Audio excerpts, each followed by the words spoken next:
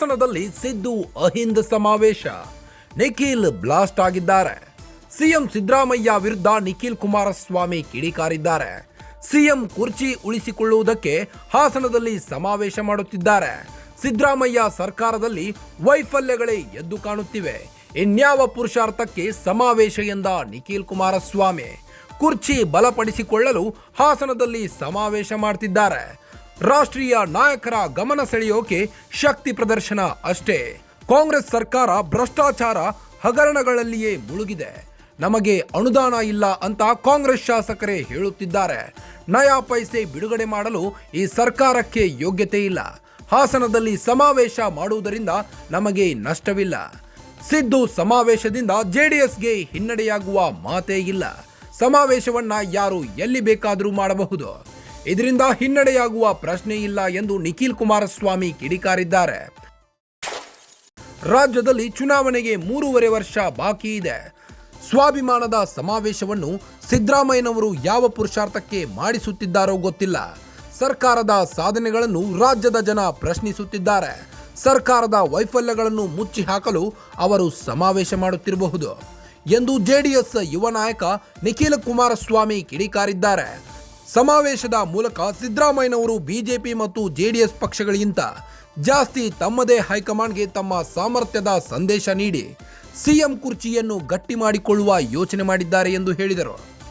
ಹಾಸನದಲ್ಲಿ ಸಿದ್ದು ಅಹಿಂದ್ ಸಮಾವೇಶಕ್ಕೆ ನಿಖಿಲ್ ಕುಮಾರಸ್ವಾಮಿ ಬ್ಲಾಸ್ಟ್ ಆಗಿದ್ದು, ಸಿಎಂ ಸಿದ್ದರಾಮಯ್ಯ ವಿರುದ್ಧ ನಿಖಿಲ್ ಕುಮಾರಸ್ವಾಮಿ ಹರಿಹಾಯ್ದಿದ್ದಾರೆ.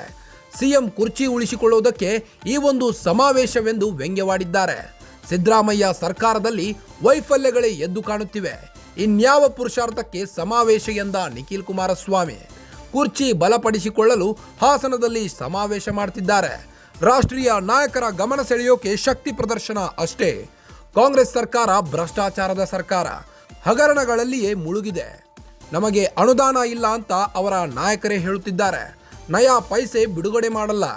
ಈ ಸರ್ಕಾರಕ್ಕೆ ಯೋಗ್ಯತೆ ಇಲ್ಲ. ಹಾಸನದಲ್ಲಿ ಸಮಾವೇಶ ಮಾಡುವುದರಿಂದ ನಮಗೆ ನಷ್ಟವೇನಿಲ್ಲ. ಸಿದ್ದು ಸಮಾವೇಶದಿಂದ ಜೆಡಿಎಸ್ಗೆ ಹಿನ್ನಡೆಯಾಗುವ ಮಾತೇ ಇಲ್ಲ. ಸಮಾವೇಶ ಯಾರು ಎಲ್ಲಿ ಬೇಕಾದರೂ ಮಾಡಬಹುದು. ಇದರಿಂದ ಹಿನ್ನಡೆಯಾಗುವ ಪ್ರಶ್ನೆಯೇ ಇಲ್ಲ ಎಂದು ಕಿಡಿಕಾರಿದ ನಿಖಿಲ್ ಕುಮಾರಸ್ವಾಮಿ ರಾಜ್ಯದಲ್ಲಿ ಚುನಾವಣೆಗೆ ಇನ್ನೂ 3.5 ವರ್ಷ ಬಾಕಿ ಇದ್ದು ಸಮಾವೇಶ ಯಾವ ಪುರುಷಾರ್ಥಕ್ಕೆ ಮಾಡ್ತಿದ್ದಾರೆ ಗೊತ್ತಿಲ್ಲ. ಇನ್ನು ತಮ್ಮ ಹೈಕಮಾಂಡ್ಗೆ ಸಿದ್ದರಾಮಯ್ಯನವರು ತಮ್ಮ ಸಾಮರ್ಥ್ಯದ ಸಂದೇಶ ನೀಡಿ ಕುರ್ಚಿಯನ್ನು ಬಲಪಡಿಸಿಕೊಳ್ಳಲು ಯೋಚನೆ ಮಾಡಿದ್ದಾರೆ ಎಂದು ಕಿಡಿಕಾರಿದ್ದಾರೆ. ಸಮಾವೇಶ ಪಕ್ಷವನ್ನು ಬಿಟ್ಟು ವೈಯಕ್ತಿಕವಾಗಿ ಸಮಾವೇಶವನ್ನು ಮಾಡಲಾಗ್ತಾ ಇದೆ ಅಂತಕ್ಕಂಥದ್ದು ಸಾಕಷ್ಟು ಆಕ್ಷೇಪವನ್ನು ವ್ಯಕ್ತಪಡಿಸ್ತಾ ಇರ್ತಕ್ಕಂಥದ್ದನ್ನು ನೋಡ್ತಾ ಇದ್ದೇವೆ.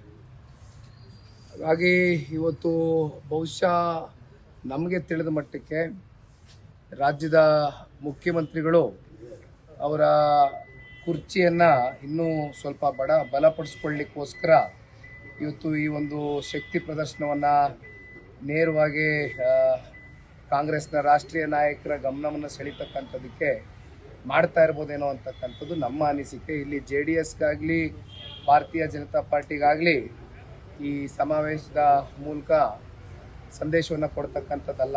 ಬಹುಶಃ ನೇರವಾಗಿ ಕಾಂಗ್ರೆಸ್ನ ರಾಷ್ಟ್ರೀಯ ನಾಯಕರಿಗೆ ಒಂದು ಸಂದೇಶವನ್ನು ಕಳಿಸ್ತಕ್ಕಂಥದ್ದಕ್ಕೆ ಈ ಸಮಾವೇಶ ಮಾಡ್ತಾ ಇದ್ದಾರೆ ಅಂತಕ್ಕಂಥದ್ದು ನನ್ನ ಅನಿಸಿಕೆ. ಏನು ತಮ್ಮ ಪಕ್ಷಕ್ಕೆ ಹಿನ್ನಡೆ ಆಗೋದಿಲ್ಲ ಸರ್?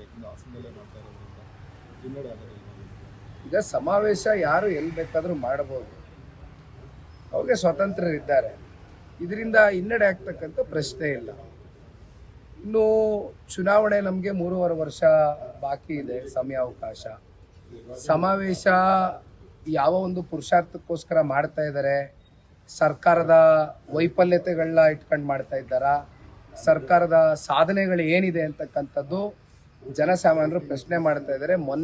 ಇತ್ತೀಚಿನ ದಿನಗಳಲ್ಲಿ ಹೊಸಪೇಟೆಯ ಶಾಸಕರು ಏನು ಕಾಂಗ್ರೆಸ್ನ ಶಾಸಕರೇ ಸ್ವತಃ 1-2 ಗ್ಯಾರಂಟಿಗಳನ್ನ ಕಮ್ಮಿ ಮಾಡಿ ನಮಗೆಲ್ಲ ಅನುದಾನಗಳನ್ನ ಕೊರತೆ ಆಗಿದೆ, ನಮಗೆ ಜನ ಪ್ರಶ್ನೆ ಮಾಡ್ತಾ ಇದ್ದಾರೆ, ನಮ್ಮನ್ನ ಚುನಾಯಿತಿ ಪ್ರತಿನಿಧಿಗಳು ಮಾಡಿದ್ದಾರೆ, ನಾವು ಉತ್ತರ ಕೊಡಬೇಕಾಗಿದೆ.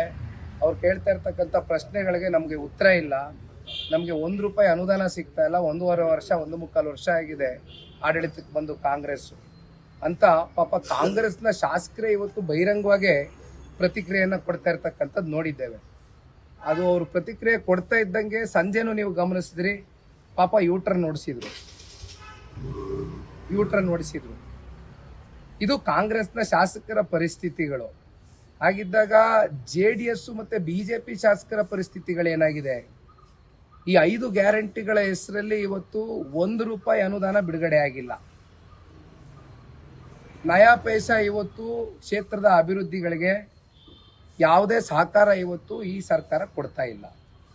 ಈ ಪರಿಸ್ಥಿತಿ ಇವತ್ತು ಈ ವಾತಾವರಣ ರಾಜ್ಯದಲ್ಲಿ ಸೃಷ್ಟಿಯಾಗಿದೆ. ಸರ್, ಈಗ ಸಿದ್ದರಾಮಯ್ಯ